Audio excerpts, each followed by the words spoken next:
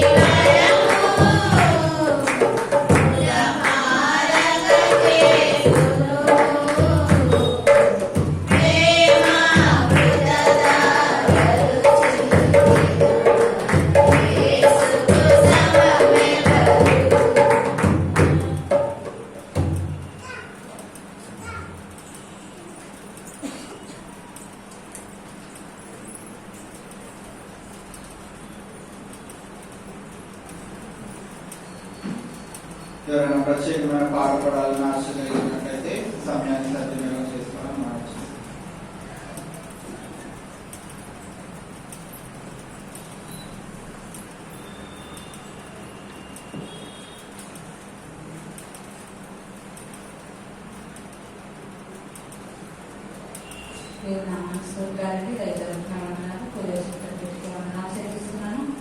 ఎవరు కోరించిన గాడిదలను పాట పాడుకోవాలి. ఇందులో పాటలో అర్థం మాత్రమే మనం తెలుసుకుందాం.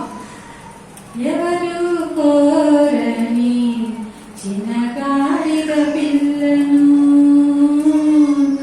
ఎన్నుకుంటివయ్యా నీవు యేసయ్యా. విడుదల చేయాలంటూ విలువను ఇవ్వాలంటూ విడుదల చేయాలంటూ విలువను ఇవ్వాలంటూ ఎన్నుకుంటివయ్యా నీవు కరుణామయా. ఎన్నుకుంటివయ్యా నీవు కరుణామయా. కోరుకుంటివయ్యా నీవు కరుణామయా. కోరుకుంటివయ్యా నీవు కరుణామయా. ఎవరు కోరని చిన్న గాడిద పిల్లను ఎన్నుకుంటివయ్యా నీవు యేసయ్యా. బంధింపబడినప్పుడు బాధతో కుమిలింది, విడుదల కావాలంటూ విలవిలలాడింది.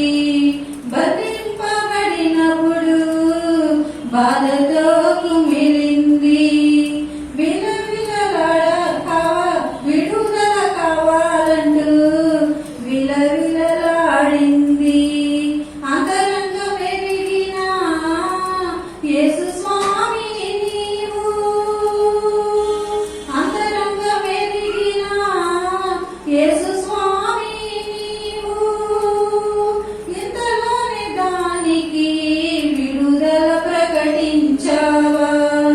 అంతలోనే దానికి విడుదల కలిగించావా.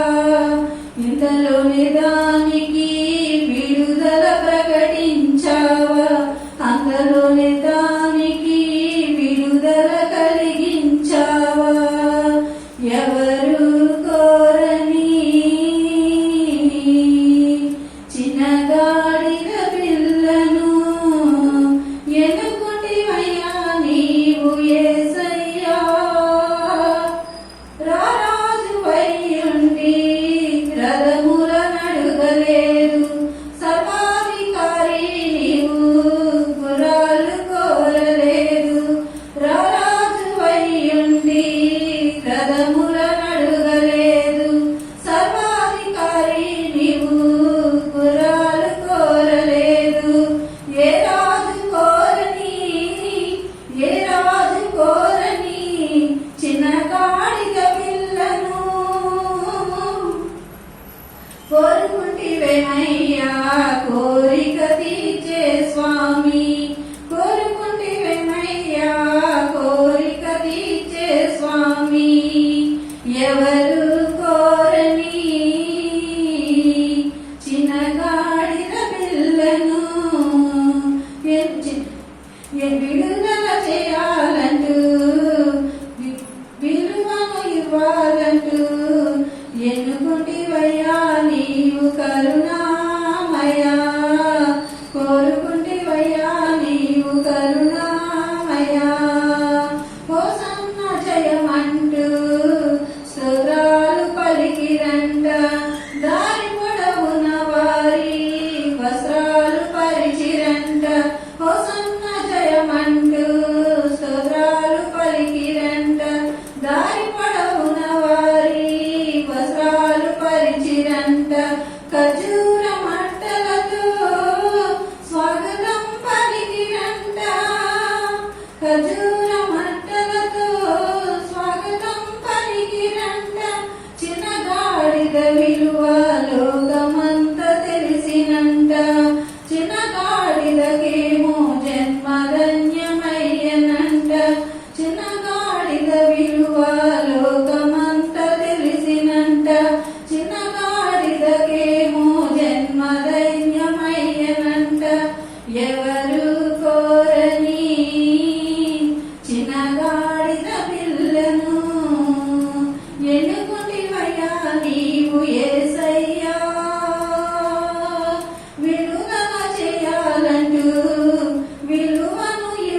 చాలంటూ ఎన్నుకుంటివయ్యా నీవు కరుణామయా, కోరుకుంటివయ్యా నీవు కరుణామయా, ఎన్నుకుంటివయ్యా నీవు కరుణామయా, కోరుకుంటివయ్యా నీవు కరుణామయా. ఎవరు కోరని తెలుసుకోను.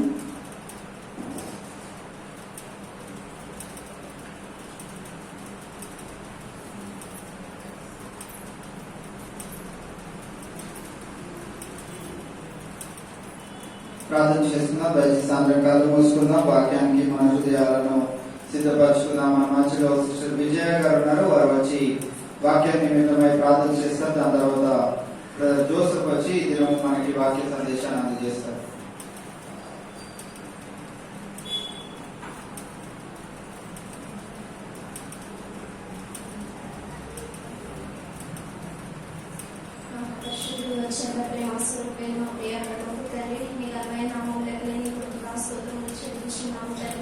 దేవానికి వందనాలు, స్తుతులు, స్తోత్రములు ప్రభా. ఇదిగో తండ్రి 33వ దినంలోని మమ్మల్ని నడిపించిన తండ్రి నీ కొండాలు కోటలు, స్తుతులు, స్తోత్రములు ప్రభా.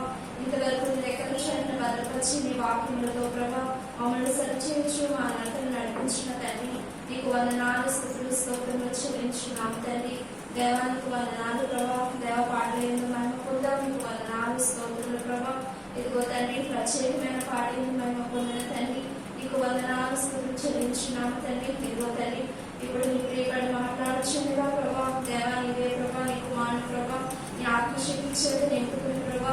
నీవే నీ కుమారుడికి నోటికి పూరగా నింపుని ప్రభా. నీవు మాకు ఏ వాక్య వర్తమానం అందించినావు ప్రభా, ఏ మాట ద్వారా మమ్మల్ని సరిచేయలేనావు ప్రభా. అటువంటి కృపను మా అందరి మీద కుమరించి ప్రభా.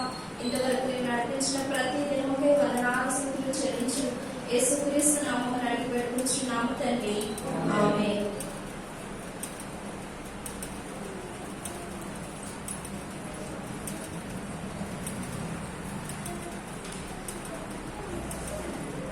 దేవునికి స్తోత్రములు. మీ అందరికీ నా హృదయపూర్వక వందనములు తెలియజేస్తున్నాను. వచ్చి ప్రార్థన చేసుకుని మనం వాక్య పాల్గొన్నట్టు అందరూ ఏకీభవించినట్లయితే మనం చిన్న ప్రార్థన చేస్తాం. మహోన్నతుడ, పరిశుద్ధుడ, మమ్మల్ని మిక్కిలి ప్రేమించిన మా ప్రియ పరలోకపు తండ్రి, అయా మీ ప్రేమ నాయన అసలు వివరించలేదు ప్రభు. ఈ స్థితిలో మేము ఉన్నాము అంటే కేవలం మీరు ఇచ్చిన ఉచితమైన కృప తండ్రి. అయ్యా మమ్మల్ని నీటి రీతిగా మీరు నిలబెట్టిన విధానం బట్టి మీకు స్తోత్రములు. ఎంతో మంది లేని ధన్యత మీరు మాకు ఇచ్చిన విధానం బట్టి మీకు స్తోత్రములు. అయా మిమ్మల్ని ఆరాధించడానికి, మిమ్మల్ని స్తుతించడానికి, మిమ్మల్ని ప్రార్థించడానికి నాయన అయా మీరు ఇచ్చిన సమయాన్ని బట్టి మీకు లెక్కించలేక స్థుతులు, స్తోత్రం చెల్లించుకుంటున్నాం ప్రభా. అయా నేనైతే దేనికి పనికిరాని వాడిని, దరిద్రుడు, నిష్ప్రయోజకుడు ప్రభా. అయా నీ ప్రేమ చేతులు నడిపించండి ప్రభా. నాయన నా నోటిని మీ ఊరగా వాడుకొని ప్రభా నాయన కేవలం మీ మాటలు ప్రభా నాయన నాతోనూ మీ బిడ్డలతోనూ మీరు మాట్లాడి నాయన మమ్మల్ని సరి చేసి మీరు నడిపించి ఇంకా నీ వాక్య వెలుగులో నడిపించమని, మీరే మహిమ ఘనత ప్రభావాలను పొందుకోమని మా ప్రభువు మీ ప్రియకుమారుడు యేసుక్రీస్తు శ్రేష్టమైన నామంలో ఈ ప్రార్థన అడుగుచున్నాము తండ్రి. మనం ఒక చిన్న ఉదాహరణ చూసుకొని మనం దేవుని యొక్క వాక్యంలో వెళ్ళాలి. ఒక ఊరిలో ఒక తండ్రి మరియు ఒక కుమారుడు ఉన్నారు. అయితే కుమారుడు తన తండ్రిని చాలా రోజుల నుంచి నాన్న నన్ను పిక్నిక్ తీసుకెళ్ళు, లేదా నాన్న నన్ను ఒక టూర్కి తీసుకెళ్ళు అని చెప్పి ఎంతగానో ప్రాధాయపడుతూ ఉన్నాడు. కానీ అది కూడా ఒక పడవలోనే తీసుకెళ్ళమని అయితే కుమారుడు తన తండ్రిని ఎంతగానో కోరడం జరిగింది. అయితే కుమారుడు ఎంతగానో ఎన్నో రోజుల నుంచి అడుగుతున్న విధంగా తండ్రి ఆలోచించి ప్రయాసపడి ఆ యొక్క ప్లాన్ ని అమలు పరిచారు. అయితే ఒక రోజున ఆ తండ్రి మరియు కుమారుడు ఒక ఓడ ఎక్కారు. ఓడ ఎక్కినప్పుడు వారితో పాటు చాలా మంది ప్రయాణిస్తున్నారు. ప్రయాణం అంతా క్షేమంగానే జరుగుతుంది అని అనుకుంటున్నారు. అయితే దారి మధ్యలో వారు ఒక తుఫాన్లో ఇరుక్కుపోవడం జరిగింది. అయితే ఆ పడవ ఆపదకి గురైంది. అయితే ఆ పడవి మునిగిపోతున్న సమయంలో అందరూ కూడా ఆ లైఫ్ బోట్స్ వెక్కి వారు వెళ్ళిపోతున్నారు. తండ్రి ఆ కుమారుడిని నాయన ఇంకేమైనా లైఫ్ బోట్స్ మిగిలి ఉన్నాయా అని చెప్పి అడిగినప్పుడు నాన్న ఒక లైఫ్ బోట్ ఉంది, మన ఇద్దరం మాత్రమే మిగిలిపోయి ఉన్నాము, మనం అందులో కూడా మనం వెళ్ళిపోదాం నాన్న అని చెప్పి కుమారుడు తన తండ్రితో అన్నప్పుడు తన తండ్రి తన కుమారుడిని భుజాల మీద ఎక్కించుకొని ఆ లైఫ్ బోట్ లోకి ఎక్కారండి. అది దారి కూడా కుమారుడే చెప్తున్నాడు, ఎందుకంటే తన తండ్రికి కళ్ళు కనిపించవు. కుమారుడు ఇంకా చిన్నవాడిగానే ఉన్నాడు, తనకి కళ్ళు కనిపిస్తున్నాయి. తండ్రికి కళ్ళు కనిపించవు, తనకి బలం ఉన్నది. అయితే తండ్రి తన కుమారుడు చెప్పిన విధంగా ఆ యొక్క లైఫ్ బోట్ ఎక్కి మెల్లగా ఆ యొక్క వాటర్ లోకి దిగాడు. దిగినప్పుడు ఆ లైఫ్ బోట్ ఆయన నేను అడుగుతాను, నువ్వు నాకు మార్గం చెప్తావా అని చెప్పి తన కుమారుడిని ఆ యొక్క తండ్రి అడగడం జరిగింది. అయితే తన తండ్రి అడిగిన విధంగా కుమారుడు సరే నాన్న నేను నీకు చెప్తాను, నేను చెప్పిన విధంగా నీవు ధైర్యం తెచ్చుకొని పోనివ్వు అని చెప్పి కుమారుడు తన యొక్క తండ్రికి ధైర్యం చెప్పడం మొదలు పెట్టాడు. అయితే నాన్న నీకు ఏమన్నా వెలుగు కనిపిస్తుందా అని చెప్పి కుమారుడిని ఒక తండ్రి అడగడం జరిగింది. అయితే ఆ యొక్క కుమారుడు ఒక వెలుగును చూశాడు. ఆ యొక్క వెలుగు ఏ పడవలది కాదు, ఏమీ కాదు, కేవలం ఒక వెలుగు మాత్రం కనిపిస్తుంది. ఆ వెలుగుని చూసుకుంటూ దాన్ని కేవలం గురిగా చేసుకుంటూ ఆ యొక్క కుమారుడు తన యొక్క తండ్రికి ఆ యొక్క మార్గమును చెప్పడం జరిగింది. ఆ మార్గం గుండా వారు వెళ్తున్నప్పుడు వారు చివరికి ఒక ఒడ్డుకి చేరుకున్నారు. చేరుకున్న తర్వాత తండ్రి కుమారుడిని అడిగాడు, నాన్న నువ్వు ఎంచుకున్న వెలుగు ఏంటి? ఏ వెలుగు నువ్వు ఎంచుకున్నావు? నీకు ఎన్ని కనిపించాయి? నువ్వు వాటన్నిటిలో ఒకదాన్ని ఎలా ఎంచుకున్నావు?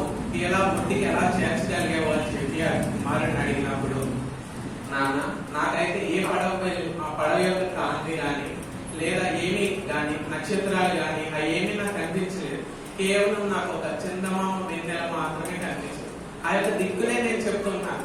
నేనైతే ఒక ఆశ కలిగి ఉన్నాను, ఖచ్చితంగా మనము క్షేమంగా ఒక ఒడ్డుకి చేద్దామనే ధైర్యంతో నేను ఉన్నాను. ఆ ధైర్యంతోనే ఆ వెలుగును చూస్తూ నేను నీకు ఆ ధైర్యంతోనే ఆ యొక్క మార్గాన్ని నేను నీకు చెప్పగలిగాను. చెప్పినప్పుడు నీవు కూడా నేను కలిగిన ధైర్యం బట్టి నా యొక్క మాటలను బట్టి నీవు కూడా ఆ విధంగా నడిపినప్పుడు మనం ఒడ్డుకి చేరుకోగలిగాం అని చెప్పి కుమారుడు ఆ యొక్క తండ్రికి వర్తమానం ఇవ్వడం జరుగుతుంది. అయితే తండ్రి ఎంతగానో సంతోషించి నా కుమారుడు చిన్నవాడైనప్పటికీ జ్ఞానవంతుడు అని చెప్పి తను మెచ్చుకోవడం మొదలు పెట్టాడు. అయితే ఆ విధంగా ఆ యొక్క తండ్రి మరియు కుమారుడు ఒక వెలుగు నిదర్శనంగా తీసుకొని ఆ యొక్క ఒడ్డుకి చేరుకోగలిగారు. మరి ఈ రోజున మన యొక్క జీవితంలో, మన యొక్క ఆత్మీయ జీవితంలో ఏ వెలుగును మనం నిదర్శనంగా తీసుకుంటున్నాం? ఏ వెలుగు కోసం మనం ప్రయాసపడుతున్నాం? ఏ వెలుగు కోసం మనం ముందుకు వెళ్తున్నామో మనము ఈ రోజున చూసుకుందామండి. అపోస్తుల కార్యములు 16వ అధ్యాయము 11వ వచనం. కాబట్టి మేము త్రోయ విడిచి ఓడైకి తిన్నగా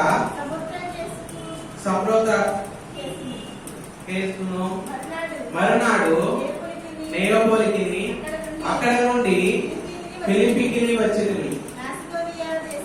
మాసిదోనియా దేశంలో ఆ ప్రాంతములకు అది ముఖ్య పట్టణమును రోమియుల ప్రవాస స్థానమునై ఉన్నది. మేము కొన్ని దినములు ఆ పట్టణంలో ఉంటిమి. విశ్రాంతి దినమున గవిని దాటి నదీ తీరమున ప్రార్థన జరుగుననుకొని అక్కడికి వచ్చి కూర్చుండి కూడి వచ్చిన స్త్రీలతో మాట్లాడుచుంటిమి. అప్పుడు లూదియాను దైవభక్తి గల ఒక స్త్రీ నిలుచుండెను. ఆమె ఊదారంగు పొడిని అమ్ము తుయతైరా పట్టణస్థురాలు. ప్రభు ఆమె హృదయమును తెరచెను గనుక పౌలు చెప్పిన మాటలందు లక్ష్యముంచెను. ఆమెయు ఆమె ఇంటి వారును బాప్తిజము పొందినప్పుడు ఆమె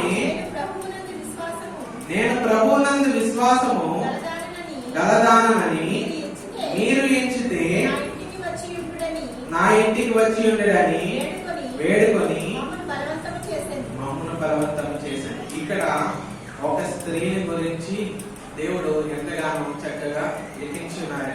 విశ్రాంతి దినమున గవిని దాటి నదీ తీరమున ప్రార్థన జరుగుననుకొని అక్కడికి వచ్చి కూర్చుండి కూడి వచ్చిన స్త్రీలతో మాట్లాడుచుంది. ఇది పౌలు భక్తుడు చెప్తున్న మాటలే. వారు ఎంతగానో విశ్రాంతి దినాన్న ప్రయాసపడి అక్కడ ప్రార్థన జరుగుతుందేమో అనే ఒక ఆశతో అక్కడికి వచ్చి ఉన్నారు. విశ్రాంతి దినమున మనకి ప్రయాసం ఉంటుంది, కానీ ఎన్నో పనుల వల్ల మనం ఆ యొక్క విశ్రాంతి దినమున దేవుణ్ణి ఆరాధించలేకపోతూ ఉంటాం. కానీ ఈ రోజున మనం ఖచ్చితంగా దేవుణ్ణి అడగాలి. దేవా, నాకు ఈ పనులు ఉన్నాయి, నన్ను ఆ పనుల నుంచి తొలగించు.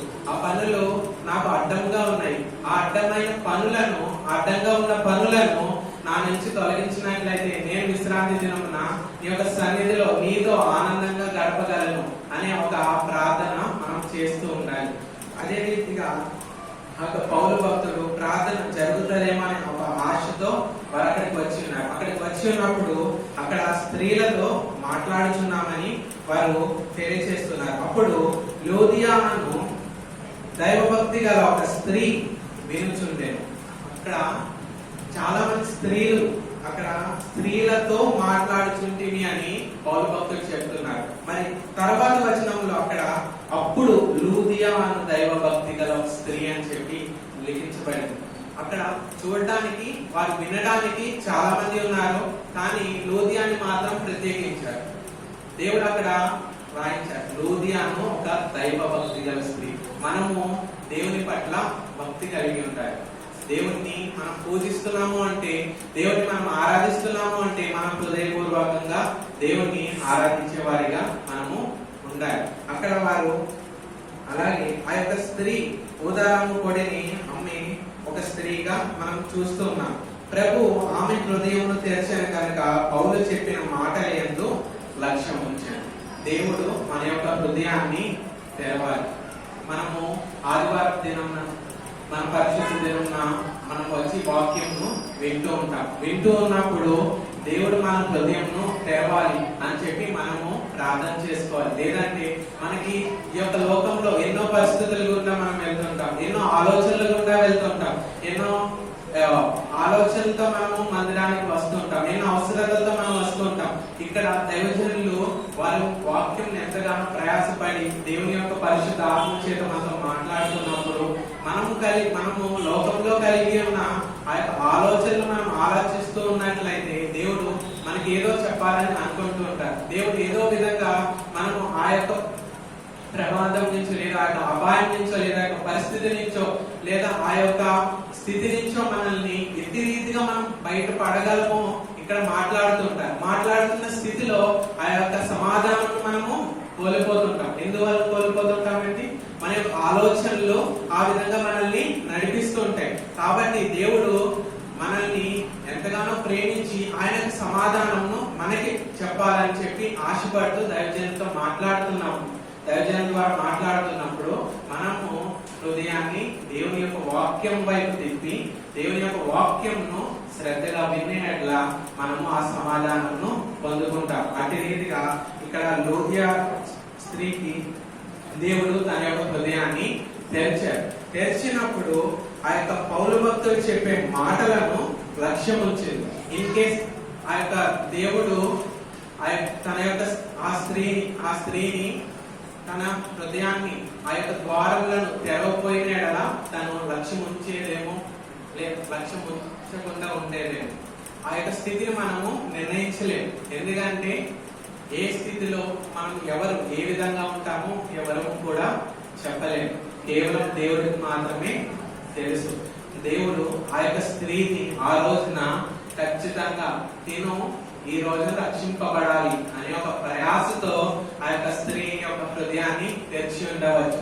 అదే రీతిగా తను కూడా ప్రయాసపడి పౌలు భక్తులు చెప్పిన మాటలను లక్ష్యం ఉంచినప్పుడు తను మాత్రమే కాకుండా తన ఇంటి వారు కూడా బాప్తిజం పొంది ఉన్నారని చెప్పి దేవుని యొక్క వాక్యము సెలవిస్తుంది. మనము ఆ వాక్యాన్ని విని మన కుటుంబంలో, లేదా మన వీధిలో, లేదా మన ఏరియాలో, లేదా మనం ఉంటున్న ప్రాంతంలో కేవలం మనం మాత్రమే రక్షింపబడి ఉండొచ్చు. మనం రక్షింపబడి ఉన్నప్పుడు మనం తెలుసుకున్న ప్రేమను, మనం చూస్తున్న ప్రేమను, మనం అనుభవిస్తున్న ప్రేమను మనం మాత్రమే అనిపిస్తే సరిపోతుందండి? లేదు, అది ఇతరులకు కూడా మనము పంచేవారిగా ఉండాలి. అది మన కుటుంబస్తులైనప్పటికీ, మన సహోదరులైనప్పటికీ, మన యొక్క బంధుమిత్రులైనప్పటికీ, లేదా మన స్నేహితులైనప్పటికీ ఇతరులకు తెలియపరిచే వారిగా మనము ఉండాలి. వారు కూడా రక్షణలోకి నడిపించే వారిగా ఉండాలని చెప్పి దేవుడు ఈ రోజున మనతో మాట్లాడుతున్నారు. అదే రీతిగా లోదియా తన యొక్క కుటుంబస్తులను కూడా అదే రీతిగా తను తెలుసుకున్న వాక్యం ద్వారా రక్షింపబడటం జరిగింది. అలాగే తన్ను ఆ లోదియాను రక్షించడానికి దేవుడు ఆ స్థితిలో పౌలు భక్తుడిని ఎంచుకున్నారు. అక్కడ పౌలు భక్తుడు ఎంతో మందిని రక్షించి ఉంచారు, కానీ ఈ యొక్క స్త్రీ విషయంలో కూడా పౌలు భక్తుడిని దేవుడు ఎంచుకోవడం జరిగింది. అంటే దేవుడికి తెలుసు ఎక్కడ ఎవరిని ఎంచుకుంటే ఏ డొంక పలుకుతుందో దేవుడికి బాగా తెలుసు. కాబట్టి ఈ రోజున మనం ఈ స్థితిలో ఉన్నాము అంటే, ఈ రోజున మనం దేవుడి చేత ప్రేమింపబడి ఉన్నాము అంటే, ఈ రోజున మనం దేవుడి చేత ఎన్నికింపబడి ఉన్నాము అంటే, ఎన్నుకున్నాము మనము దేవుడి వల్ల ఎన్నుకున్నాము అంటే కేవలము ఆయన ప్రేమ మాత్రమే. ఆయన మన ద్వారా ఎవరినో రక్షించాలని ఒక ఆశ కలిగి ఉండవచ్చు. ఆ యొక్క ఆశను తీర్చేవారిగా మనము ఉండాలని చెప్పి దేవుడు ఎంతగానో ఆశపడుతూ ఉంటారు. పౌలు భక్తుడు కూడా సామాన్యంగా లోకంలోంచే వచ్చారు కదండి. తను కూడా ఆ యొక్క నార్మల్ జరుగుతున్న లోకంలో క్రియల్ని అలా ఉండేవారు. తను కూడా దేవుడిని ఆరాధించే వారిని హింసించేవారు. కానీ దేవుడు ఒక రోజున ఆయన కూడా దర్శించడం జరిగింది. దర్శించినప్పుడు ఆయన కూడా మారారు. మనము మారడం అనేది మన చేతుల్లో లేదు, అది దేవుని నిర్ణయమై ఉన్నది. అది ఎవరు మారాలి, ఎలా మారాలి, ఎక్కడ మారాలి, వారు మారి ఎవరికి ద్వారం చూపించాలి, ఆ దారి చూపించాలి, ఆ యొక్క దేవుని యొక్క ప్రేమను ఎవరు ప్రచురపరచాలి అనేది కేవలం దేవుని యొక్క చిత్తమై ఉన్నది. ఆయన ఎట్టి రీతిగా నడిపించుకోవాలనుకున్నా ఆయనకి బాగా తెలుసు. మనము నడవలేని స్థితిలో ఉన్నప్పటికీ ఆయన నడిపించుకోగలరు. కాబట్టి పౌలు భక్తుడిని కూడా అట్టి రీతిగా ఆయన నడిపించుకున్నారు. అపొస్తలుల కార్యములు 22వ అధ్యాయము 6వ వచనం. నేను ప్రయాణం చేయుచు దమస్కునకు సమీపించినప్పుడు మధ్యాహ్న కాలమందు ఆకాశము నుండి గొప్ప వెలుగు అకస్మాత్తుగా నా చుట్టూ ప్రకాశించాను. అక్కడ మనము చూస్తున్నాము ఒక గొప్ప వెలుగు పౌలు భక్తుడి చుట్టూరు ప్రకాశించినది. ఆ వెలుగు మనం చూసినట్లయితే యోహాను సువార్త 8వ అధ్యాయము 12వ వచనం.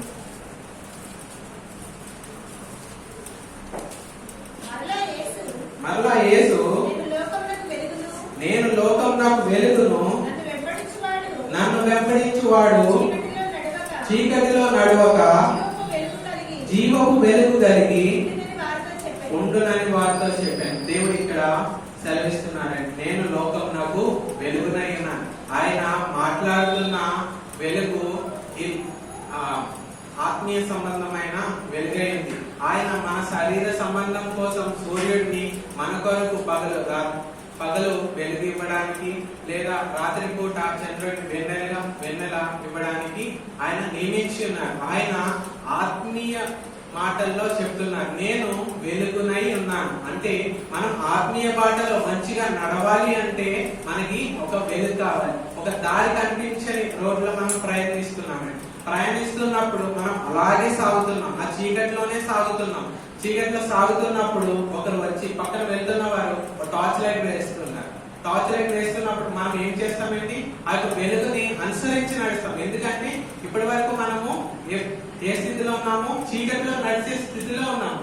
కానీ ఇప్పుడు మనకి ఏమొచ్చింది, వెలుగు వచ్చింది, వెలుగు కనిపిస్తుంది. ఆ యొక్క వెలుగుని వెంబడించి నడిచే వారిగా మనము ఉండాలి. దేవుని యొక్క ప్రేమను మనము రుచి చూస్తూ ఉంటాము, దేవుని యొక్క ప్రేమలో మనము ఎదుగుతూ ఉంటాము.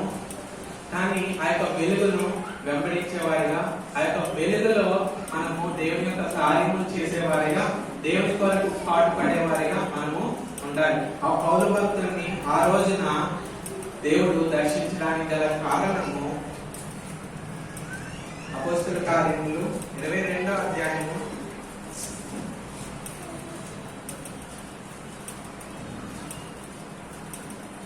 13వ వచనం నేను చూస్తున్నానండి. సౌలా, సౌలా సహోదరా, సహోదరా దృష్టి పొందుమని దృష్టి పొందుమని నాతో చెప్పగా ఆ గడియలోనే నేను దృష్టి పొంది అతన్ని చూచితిని.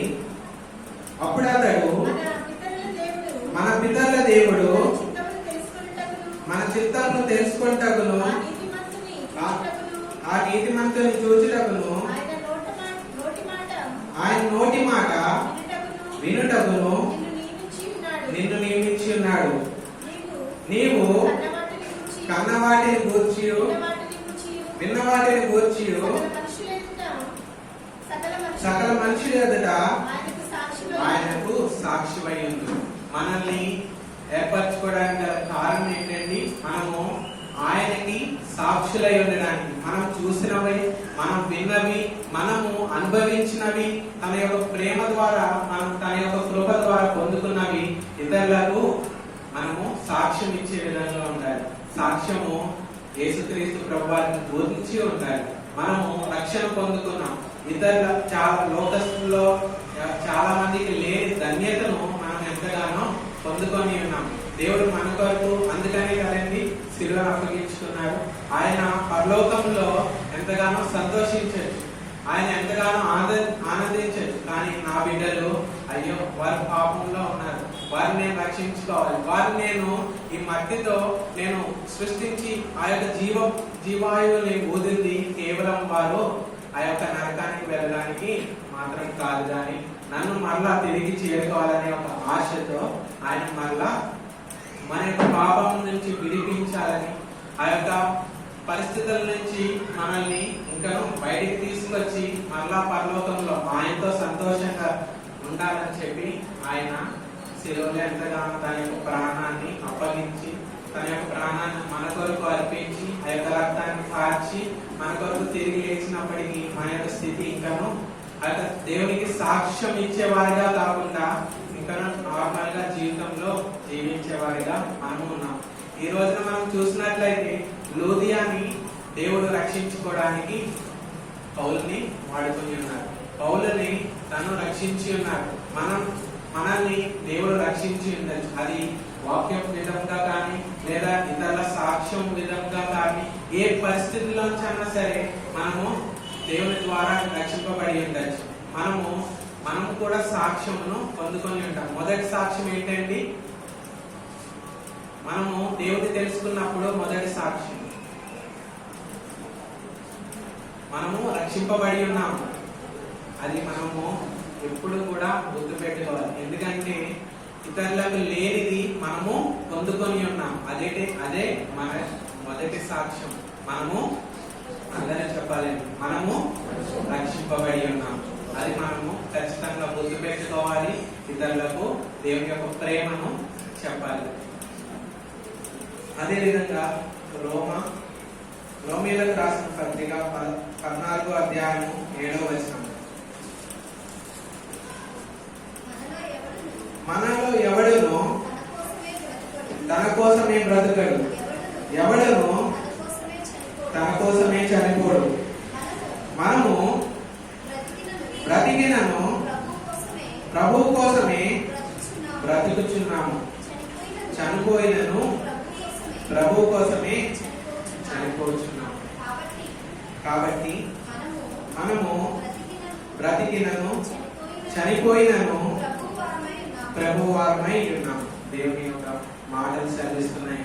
మనము బ్రతకడం కూడా దేవుని కొరకే, మనం చనిపోయినా సరే ఆ చావు కూడా దేవుని కొరకై ఉండాలి. ఎందుకంటే దేవుడు ఆ యొక్క తన యొక్క ప్రాణమును, తన యొక్క రక్తమును మన కొరకు చెందించున్నాడు. తను ఆ యొక్క సిలువలో మన కొరకు తన ప్రాణాన్ని అర్పించున్నాడు. కాబట్టి తన ప్రేమను గ్రహించి మనము దేవుని కొరకు నిలబడాలి. మానవుడా కారణ జన్ముడా, నీ జన్మకు కారణముంది. మానవుడా కారణ జన్ముడా, నీ జన్మకు కారణముంది. అర్థం తెలియక నీవు వ్యర్థంగా బ్రతకకు, అర్థం తెలియక నీవు వ్యర్థంగా బ్రతకు. పరమా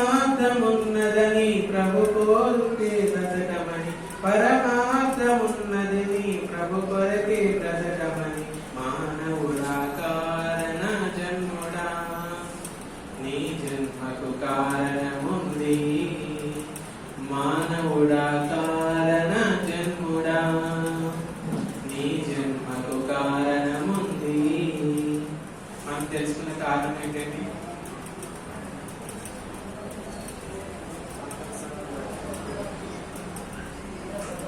ప్రభు కోసమే మనము బ్రతకాలి, ఆయన కోసమే మనము సాక్ష్యము కలిగి ఉండాలి, ఆయన కొరకు మనము ఇతరులను ఆయన వెలుగులో మనము నడిపించాలి. ఆయన వెలుగై ఉన్నారు కనుక మన యొక్క ఆత్మీయ జీవితం మళ్ళా చీకట్లో ఎన్నడూ ఎప్పుడు కూడా పడిపోకుండా ఆయన మాత్రము మనం నిదర్శనంగా ఆయన మన జీవితంలో చేసిన ప్రతి కార్యాన్ని మనం జ్ఞాపకం చేసుకుంటూ ఇతరులకు సాక్ష్యం ఇచ్చుకుంటూ మన యొక్క ఆత్మీయ జీవితాన్ని ఇంకా దేవుని యొక్క వెలుగులో నడిపించుకుంటూ మనం ముందుకు సాగినట్లయితే ఇతరులకు కూడా మనము నడిపించే వారిగా ఉంటామని, ఇతరులకు కూడా మనము దేవుని యొక్క ప్రేమను కనపరిచే వారిగా ఉంటామని, ఆయన యొక్క సాక్ష్యము కలిగి ఉండాలని దేవుడి ఎంతగానో కోరుకుంటున్నాను. దేవుడి ఇచ్చిన అవకాశం బట్టి దేవుడికి కృతజ్ఞతలు.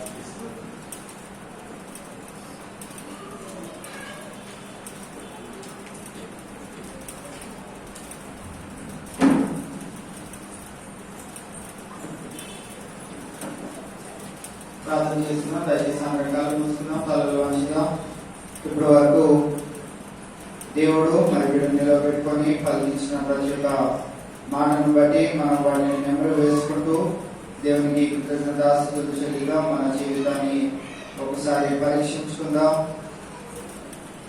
మనం ఎందుకొరకై జీవిస్తున్నామో, మన జీవితం ఎవరి కొరకై ఉన్నదో దినము దేవుడు బిడ్డను నిలబెట్టుకొని పలికించిన మాటలను బట్టి కొద్దిసేపు దేవా నా జీవితము నీకే అర్పించుకుంటున్నాను, నీ కోసమే నేను బ్రతకాలని ఆశ కలిగి ఉంటున్నాను అని ఈ దినము ఒక మంచి తీర్మానము తీసుకొని ఏ విధమైన పరిస్థితి అయినప్పటికీ ఆయన మన కొరకు చనిపోయి ఉన్నాడు, మనము కూడా ఆయన కొరకు చనిపోయినట్లయితే ఆయన ఎట్టి రీతిగా తిరిగి లేచి ఉన్నాడు, మనము కూడా అటు రీతిగా తిరిగి లేవడానికి మరి ఒక జన్మ మనం పొందుకోవడానికి యేసుక్రీస్తు ప్రభువారు ఒక మార్గదర్శిగా మనకి భూలోకంలో మానవ రూపంలో వచ్చి ఆయన మనకు ఒక మార్గాన్ని చూపెట్టి ఉన్నారు. కావున ఈ దినము మనం రక్షింపబడి ఉన్నాము అంటే ఆయన ఉచితమైన ప్రేమ. కావున ఈ దినము ఒక మంచి తీర్మానం తీసుకొని మన గృహాలకు వెళ్దాం. దేవా, నీవు నన్ను వెలుగులో నడిపించి ఉన్నావు, నన్ను రక్షించి ఉన్నావు. ఈ దినము నుంచి నీ కొరకు జీవించాలని ఆశ కలిగి ఉన్నాను దేవా. నా పరిస్థితులన్నింటినీ నీ పాదాల చెంతకు తీసుకొస్తున్నాను. అది ఎటువంటిదైనప్పటికీ ప్రభువా,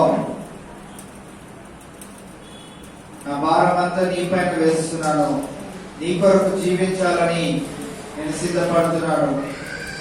కావున నా హృదయాన్ని ప్రభువా నువ్వు ఒకసారి పరిశోధించు, పరీక్షించు.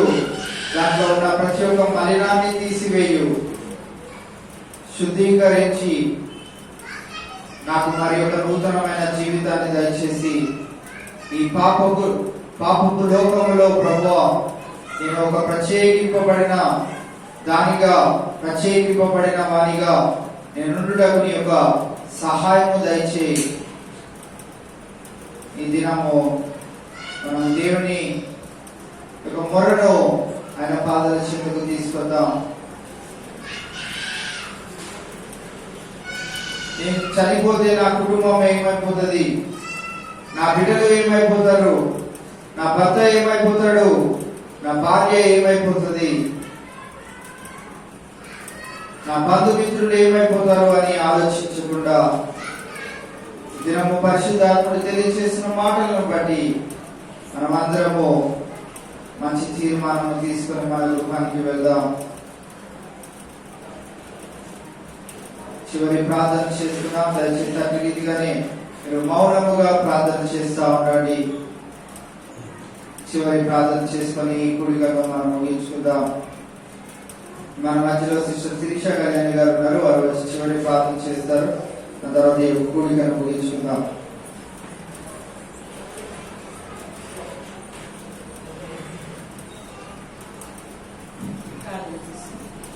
స్తుతి పాదల మహోన్నతుల ప్రేమ కలిగిన దయబడ శక్తివంతులైన వేలాది స్తోత్రాలు గొప్ప దేవుడు, పరిశుద్ధాత్ముడు, భూమి ఆకాశాన్ని సృష్టించేది, రోషం కలిగిన దేవుడు, జీవం కలిగిన దేవుడు, మీరు మాతో ఉన్నారు, మాలో ఉన్నారు, మమ్మల్ని నడిపిస్తున్నారు. తండ్రి నీకు వందనాలు. ఎంత మాత్రం యోగ్యురాన్ని కాదు కానీ ప్రభుత్వం ఈ దయ ఎందుకు, ఈ ప్రేమ ఎందుకు ఆయన మమ్మల్ని కాపాడుతున్న విధానానికే నీకు కొట్లాది వేలాది స్తోత్రాలు ఆయన. చేరి వచ్చిన ప్రతి బిడ్డని మీరు దీవించండి, ఆశీర్వదించండి ఆయన. ఈ దినం ఎంతమంది ప్రత్యేకించబడి ఉన్నారు ప్రభుత్వం, వారందరూ నీ సన్నిధిలో ఆయన ప్రార్థిస్తున్నారని నమ్ముతున్నాను. ఎందుకు వందనాలు అయ్యా. బిడ్డ చెప్పిన వాక్యాన్ని బట్టి వందనాలు. చనిపోయాను, బ్రతికాను, ప్రభు వారమై ఉన్నామని ప్రభు మొదలు చెప్పిన మాటలు బట్టి వందనాలు కలిగి అయ్యా నీకు స్తుతులు చెల్లిస్తున్నాము. ఎట్టి రీతిగా విశ్వాసం కలిగి ఉన్నారు, నీ అందు ఏ రీతిగా భక్తి కలిగి ఉన్నారు ప్రభు. నీ బిడ్డ ద్వారా అనేక మాటలను ప్రభు మాకు తెలియజేసిన విధానానికి వందనాలయ్యా. నీ బిడ్డకు నువ్వు గౌరవగా ఉన్న ఆయన మాట్లాడే విధానానికి వందనాలు, ఈ వాక్కులు తెలియజేసిన విధానానికి వందనాలయ్యా. మరొకసారి నాయన తండ్రి మేము ఏ రీతిలో నడుచుకోవాలో తెలియజేస్తాం తండ్రి, నీకు వందనాలు. నీ వాక్యం ఎంత గొప్పది నాయన, మా హృదయాలకు వెలుగైంది, మా త్రోవలకు వెలుగైంది ప్రభు. నీకు వందనాలు. మేము ఎంత మాత్రం చీకటి సముద్రం కాదని ప్రభు నీ సన్నిధిలో నిలిచి ఉన్నామని ఈ దినం తెలుసుకుంటున్నాయో తండ్రి ప్రభు. నీ బిడ్డ నిలబెట్టుకునే విధానానికి వందనాలు ఆయన. నూనె సాదృశ్యంగా పెట్టిన దేవానికి వందనాలు. స్త్రీలు ఏ రీతిగా నా తండ్రి ప్రభు వారి కుటుంబాలను కాపాడుకోవాలి ప్రభు ఆయన వాక్యం ద్వారా మాకు తెలియజేసిన తండ్రి నీకు వందనాలు. ఏ రీతిగా బట్ట వాక్యాన్ని విని ప్రభు నాయన తన కుటుంబాన్ని రక్షించుకుందో ప్రభు, ఎట్టి రీతిగా ప్రార్థించిందో నాయన. నేను విశ్వాసం కలిగిన దాని అయితే నా ఇంటికి రమ్మని పౌరుని వేడుకొని ప్రభు. ఎంత గొప్ప ధన్యత నాయన. అట్టి ధన్యత మేమందరూ స్థిరంగా కలిగి ఉండాలని భర్తలుగా వారి వారి నాయన ప్రార్థనలు వారు కూడా కొనసాగించటకు నాయన నీ కృపను, ధైర్యాన్ని, ప్రేమను, సమాధానాన్ని మాకు దయచేయమని, సమస్త మహిమలంతా ప్రభావాలు నీకే కలిగించుకోమని, ఎల్లప్పుడూ నీ వాకులను నడుచుకుంటూ నాయన నీ వెలుగులో పయనించే భాగ్యాన్ని మాకు అనుగ్రహించి కాపాడమని మా కృపగా యేసయ్య అతి శ్రేష్టమైన ఘనమైన పరిశుద్ధమైన నామం అడిగి వేడుచున్నాను తండ్రి. ఆమేన్.